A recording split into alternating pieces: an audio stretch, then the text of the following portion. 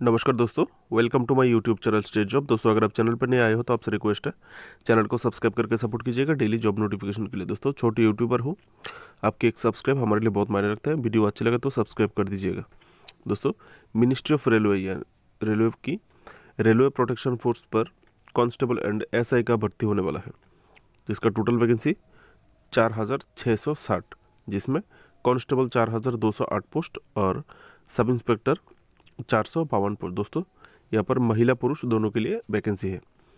Advertisement number दोस्तों CEN number RPF 01/2024 and CEN number RPF 02/2024, दोनों constable के लिए एक एडवर्टाइजमेंट नंबर और सब इंस्पेक्टर के लिए एक एडवर्टाइजमेंट नंबर। दोस्तों, आप लोगों को जो वेतन क्रम मिलेगा, कांस्टेबल को लेवल 3 का सैलरी मिलेगा 21,700 से लेकर 69,100 बेसिक पे स्केल, और सब इंस्पेक्टर मिलेगा लेवल 6 का 35,400 टू 1,12,400 पर मंथ की हिसाब से मिलेगा। क्वालिफिकेशन दोस्तों, कांस्टेबल के लिए 10वीं पास होना चाहिए और सब इंस्पेक्टर के लिए कोई भी एनी स्ट्रीम पर ग्रेजुएट होने से ही आप अप्लाई कर सकते हो।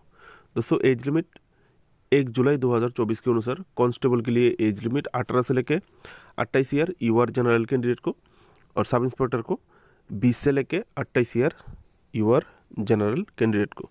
दोस्तों, एज रिलैक्सेशन मिलेगा कैटेगरी वाइज, 3 साल मिलेगा ओबीसी कैंडिडेट को एज रिलैक्सेशन, 5 साल मिलेगा एससी कैंडिडेट को, और 5 साल मिलेगा एसटी कैंडिडेट को गवर्नमेंट रूल के हिसाब से। दोस्तों, application fee SC ST ex serviceman, महिला, माइनॉरिटीज़ अथवा इकोनॉमिकली बैकवर्ड क्लासेस यानी EBC कैंडिडेट को 250 रुपया, बाकी ऑल अदर जितने भी कैटेगरी है उनको 500 रुपया देना पड़ेगा एप्लीकेशन फ़ी के तौर पर। दोस्तों, job category railway job, job location across the country, Bharat के किसी भी हिस्से में आपका पोस्टिंग हो सकता है। सिलेक्शन प्रोसेस दोस्तों कंप्यूटर बेस्ड टेस्ट होगा 100 मार्क का, कांस्टेबल और एसआई दोनों के लिए 100 मार्क का है, लेकिन स्टैंडर्ड थोड़ा अलग होगा। Physical efficiency test computer based test के साथ, उसके बाद फिजिकल मेजरमेंट, उसके बाद डॉक्यूमेंट वेरिफिकेशन, उसके बाद मेडिकल एग्जामिनेशन। दोस्तों, एग्ज़ाम जो पैटर्न है वो आपको कंप्यूटर बेस्ड टेस्ट होगा, objective type, multiple choice type. दोस्तों,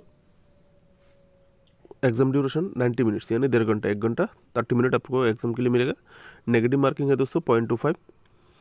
यहाँ पर जो एग्ज़ाम होगा 100 मार्क में, इसमें जनरल अवेयरनेस जीके 50 MCQ आएगा 50 मार्क के लिए जीके से, और एरिथमेटिक्स यानी मैथ से, गणित से आपको 35 MCQ आएगा 35 मार्क्स, और रीजनिंग 35 MCQ फॉर 35 मार्क। दोस्तों, आगे मैं आप लोगों को सिलेबस भी बताने वाला हूँ, वीडियो पूरा देखिएगा, आपको पूरा डिटेल्स मिल जाएगा। अप्लाई मोड दोस्तों ऑनलाइन अप्लाई स्टार्ट होने वाला है 15 अप्रैल से। ऑनलाइन अप्लाई स्टार्ट होने में और भी काफ़ी टाइम बाकी है दोस्तों। नोटिफिकेशन आगे हो जाने का ये फ़ायदा है, अगर रिटन एग्ज़ाम होता है तो आपको रिटन एग्ज़ाम के लिए टाइम मिल जाता है, इसलिए नोटिफिकेशन आगे होने से बहुत अच्छा है आपके लिए। और अप्लाई का लास्ट डेट दोस्तों 14 मई 2024। दोस्तों, अभी से तैयारी शुरू कर दीजिए जिनको भी अप्लाई करना है फिजिकल फिटनेस देने के लिए और रिटन एग्जाम के लिए, ताकि आप क्वालिफाई हो जाओ। इतना से अच्छे से पढ़ाई कीजिएगा। Official site rpf.indianrailways.gov.in। दोस्तों, मैं अभी आता हूँ एग्ज़ाम सिलेबस। दोस्तों, यहाँ पर दोनों ही कांस्टेबल और एसआई के लिए सिलेबस सेम है, लेकिन कांस्टेबल के लिए जो एग्ज़ाम होगा वो एग्ज़ाम पेपर होगा वो 10th स्टैंडर्ड का होगा यानी 10वीं लेवल का होगा, और एसआई के लिए ग्रेजुएट लेवल का होगा, यानी 2 क्वेश्चन अलग अलग होगा। सिलेबस एक ही होगा, लेकिन उसमें नरमी और सख्ती पेशाया जाएगा, ठीक है।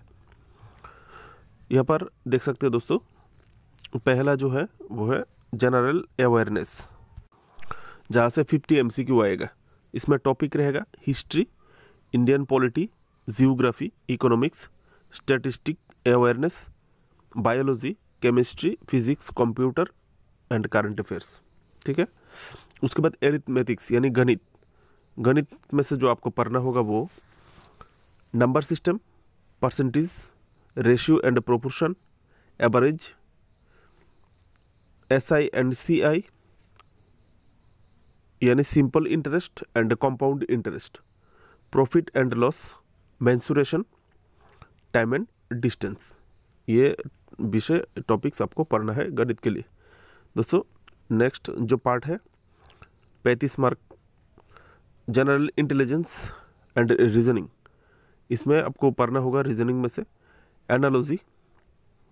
Analogy, odd one out, series, conclusions, directions, coding decoding, mathematical operation, matrix, blood relation, non verbal, missing terms. ठीक है, ये एसआई और कांस्टेबल के लिए ये मोटे तौर पर सिलेबस है। लेकिन दोस्तों रीजनिंग में यहाँ पे कोई अलग अलग आपको पार्ट वाइज कुछ नहीं कर सकते। एनालॉजी तो एनालॉजी, सीरीज वो जो मैथ क्लास करेंगे आप देख लीजिएगा, मैथ में भी सेम। लेकिन दोस्तों ये जनरल अवेयरनेस का जो टॉपिक है इसमें आपको अलग अलग, जैसे कि हिस्ट्री में आपको क्या क्या पढ़ना होगा, पॉलिटी में क्या क्या पढ़ना होगा, जियोग्राफी में क्या क्या पढ़ना होगा, वो मैं आप लोगों को थोड़ा डिटेल्सली बता रहा हूँ। डिटेल्सली दोस्तों यहाँ पर आप देख सकते हो करंट अफेयर्स। आपको करंट अफेयर्स से जिस विषय पर ज़्यादा जोर डालना है वो है domestic news, international news, political updates, social issues, events and development in our society, नज़र रखना है दोस्तों। और हिस्ट्री के पार्ट से जो इंडियन हिस्ट्री में जो आपको पढ़ना है वो है एंशियंट हिस्ट्री यानी प्राचीन भारत का हिस्ट्री, मेडिएवल हिस्ट्री यानी मध्य युग की जो हिस्ट्री, और मॉडर्न हिस्ट्री 1857 से लेकर 1947 तक जो हिस्ट्री है इसको मॉडर्न हिस्ट्री कहते हैं। ये सब आपको पढ़ना होगा हिस्ट्री में। नेक्स्ट आता है दोस्तों आर्ट्स एंड कल्चर। इसमें आपको पढ़ना होगा visual arts, performing arts, literature and poetry यानी साहित्य एंड साहित्यिक का नाम, और म्यूज़िक एंड डांस। अलग अलग जो स्टेट वाइज जो म्यूज़िक है, डांस फॉर्म है, कौन सा स्टेट में कौन सा म्यूज़िक फेमस है, कौन सा डांस फॉर्म किस स्टेट का है, ये सब वगैरह पढ़ना है। जियोग्राफी पार्ट से दोस्तों आपको पढ़ना होगा फिजिकल जियोग्राफी यानी भारत का भूगोल का जो फिजिकल जो एरिया है उसके अंदर फिजिकली कहाँ पर किया है, पहाड़ वगैरह, पर्वत, पानी, नदी, ये सब फिजिकल जियोग्राफी होती है, पढ़ना होगा। वर्ल्ड जियोग्राफी भी आपकी सिलेबस में है, पढ़ना होगा। और एनवायरमेंटल इश्यूज़, जो एनवायरमेंटल इश्यूज़ है वर्तमान में वो आपको पढ़ना होगा जियोग्राफी में। इकोनॉमिक्स जिसमें पढ़ना होगा आपको माइक्रो इकोनॉमिक्स, यहाँ पर भी दोनों बार पहली बार है मैक्रो इकोनॉमिक्स, सेकंड है माइक्रो इकोनॉमिक्स, और तीसरा है फाइनेंशियल मार्केट्स। ये सब आपको इकोनॉमिक्स से, ये सब इकोनॉमिक्स की ये 3 विषय में आपको ज़्यादा जोर डालना है। ठीक है, जनरल पॉलिटी के लिए गवर्नेंस एंड एडमिनिस्ट्रेशन, जो इंडियन पॉलिटी के जो गवर्नेंस एडमिनिस्ट्रेशन पार्ट है ये पढ़ना है। पॉलिटिकल इंस्टीट्यूशंस, जितने भी पॉलिटिकल इंस्टीट्यूशंस है राजनीति से जुड़े हुए, ये एक पार्ट है, उसको आपको पढ़ना होगा। कौन सा स्टेट में सीएम बना या प्राइम मिनिस्टर बना, पॉलिटिकली कौन सा पद बना, इस तरह का एक सब्जेक्ट है वो आपको पढ़ना होगा। और लीगल फ्रेमवर्क दोस्तों, इंडियन कॉन्स्टिट्यूशन विराट बहुत बड़ा कॉन्स्टिट्यूशन, इसको पूरा पढ़ नहीं सकते, इसके लिए पर्टिकुलर कुछ पार्ट बोल दिया, जैसे कि फंडामेंटल राइट्स, जो फंडामेंटल राइट्स है इंडियन कॉन्स्टिट्यूशन का वो पढ़ना है आपको। और सेकंड है directive principle of state policy, इस विषय को पढ़ना है। और थर्ड में है अमेंडमेंट प्रोसेस, जो अमेंडमेंट किया जाता है कॉन्स्टिट्यूशन, मतलब नई तरह से किसी भी सेक्शन को अमेंड किया जाता है, वो कैसे किया जाता है, नहीं किया जाता है, किस रूल के जरिए किया जाता है, वो आपको पढ़ना है। नेक्स्ट है स्पोर्ट्स। दोस्तों स्पोर्ट्स में से आपको पढ़ना होगा मेजर स्पोर्ट्सिंग इवेंट, जैसे कि क्रिकेट, फुटबॉल, और क्या है हॉकी, ये सब मेजर्स स्पोर्टिंग इवेंट है, वो आपको पढ़ना है। IPL, ISL, जो इंडियन सुपर लीग जो फुटबॉल होते हैं, ये सब मेजर स्पोर्टिंग इवेंट, बड़े बड़े जितने भी स्पोर्ट्स होते हैं, रणजी ट्रॉफी, क्रिकेट का रणजी ट्रॉफी, संतोष ट्रॉफी, ये सब जितने भी बड़े बड़े ट्रॉफीज होते हैं वो आपको जानना है।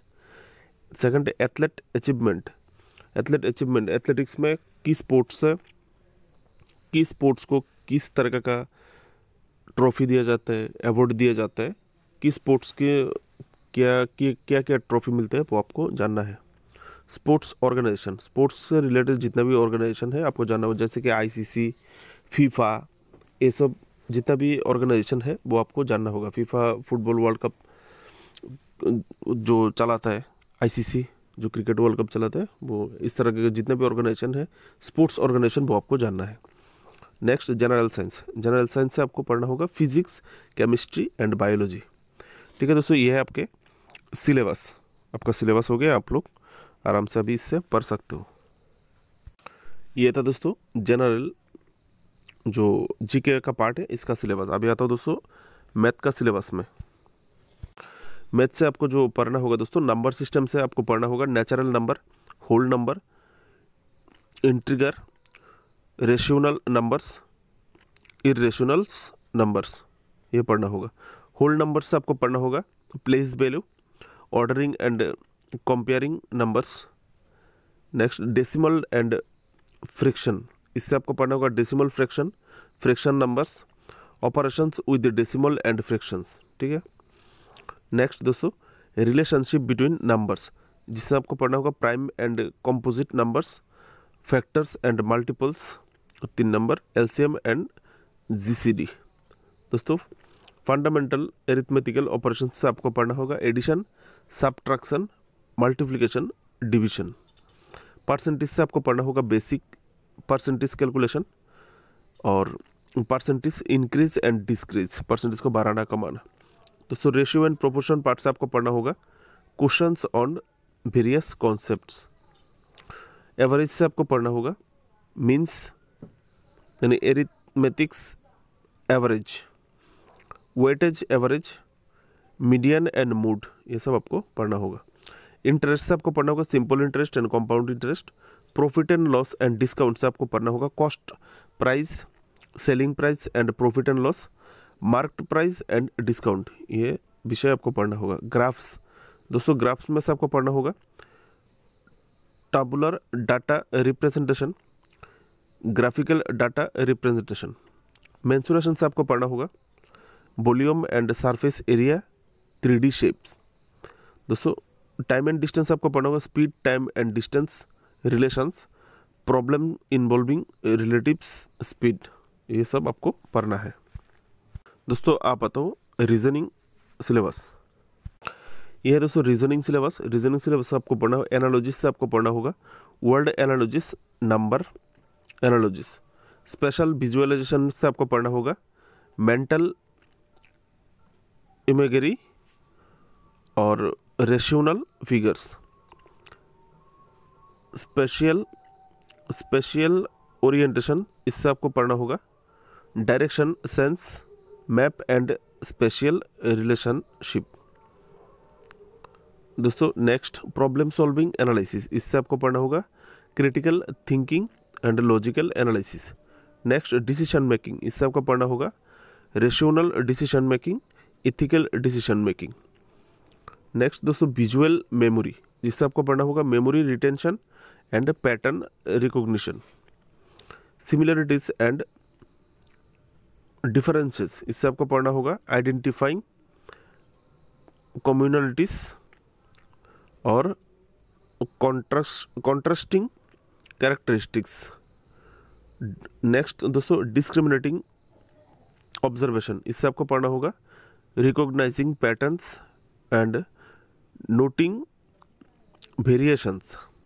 रिलेशनशिप कॉन्सेप्ट से आपको पढ़ना होगा identifying logical conceptions and establishing relationship. दोस्तों नेक्स्ट एरिथमेटिकल रीजनिंग से आपको पढ़ना होगा number based reasoning, mathematical operations. Next classification of verbal and figures से आपको पढ़ना होगा कैटेगराइजिंग वर्ड्स एंड ऑब्जेक्ट्स और 2 grouping figures and patterns. Arithmetic number series से आपको पढ़ना होगा number sequence and patterns, finding the missing number. Syllogistic reasoning से आपको पढ़ना होगा सिलोलिज्म, इवोल्यूशन, लॉजिकल कंक्लूजन। और नॉन वर्बल सीरीज से आपको पढ़ना होगा पैटर्न रिकॉग्निशन, नॉन वर्बल और कंप्लीटिंग सीक्वेंस। दोस्तों कोडिंग डिकोडिंग से आपको पढ़ना होगा, कोडिंग एंड डिकोडिंग पैटर्न्स और मेसिस डिस्पेयरिंग। दोस्तों स्टेटमेंट कंक्लूजन से आपको पढ़ना होगा, ड्राइंग, इंटरफेरेंस, लॉजिकल, डिडक्शन। दोस्तों ये है फुल सिलेबस जो आप अभी से आप अप्लाई करना चाहते हो तो अभी से पढ़ाई शुरू कर दो। इस सिलेबस होना चाहिए। दोस्तों ये मैंने आर्टिकल से प्रोवाइड किया है, ऑफिशियल जो नोटिफिकेशन आया है शॉर्ट वहाँ पर ये सिलेबस और एग्जाम पैटर्न डिटेल्सली नहीं दिया है, तो मैंने ये दोस्तों अलग वेबसाइट में जाके अलग आर्टिकल से ये आप लोगों के लिए प्रोवाइड किया। ये मेरी तरफ से कुछ मैंने प्रोवाइड नहीं किया, ठीक है, आप लोगों की हेल्प के लिए मैंने प्रोवाइड किया। अगर ये पास कोई भी मिस्टेक होते हैं, अनबन होते हैं, तो इसके लिए मैं जिम्मेदार नहीं हूँ, ठीक है। दोस्तों मैं अभी आता हूँ फिजिकल मेजरमेंट और फिजिकल टेस्ट क्या लिया जाएगा उस पर। पहला था दोस्तों फिजिकल मेजरमेंट पे, ये देख सकते हैं तो यूआर ओबीसी कैंडिडेट के लिए जो हाइट चाहिए वो 165 सेंटीमीटर होना चाहिए और चेस्ट का नाप दोस्तों 80 सेंटीमीटर नॉर्मल होना चाहिए और 85 सेंटीमीटर फुलाने के बाद होना चाहिए, ठीक है, 5 सेंटीमीटर आपको फुलाना पड़ेगा। SC/ST के लिए दोस्तों 160 सेंटीमीटर होना चाहिए और चेस्ट का नाप 76.2 सेंटीमीटर नॉर्मल और फुलाने के बाद 81.2 सेंटीमीटर होना चाहिए। दोस्तों जो Garhwalis, Gurkhas, Marathas, Dogras, Kumaonis and other categories specified by government of India, उनके लिए 163 सेंटीमीटर होने से अप्लाई कर सकते हो और आपको चेस्ट का नाप होना चाहिए 80 to 85, यानी 80 नॉर्मल फुलाने के बाद 85 सेंटीमीटर होना चाहिए, ठीक है।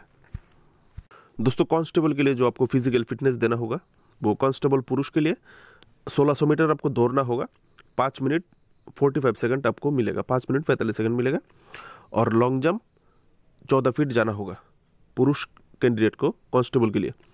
और कांस्टेबल महिला के लिए दोस्तों 800 मीटर दौड़ना होगा, 3 मिनट 40 सेकंड मिलेगा आप लोगों को और 9 फीट आपको लॉन्ग जंप देना पड़ेगा, ठीक है। अभी से प्रैक्टिस शुरू कर दीजिए।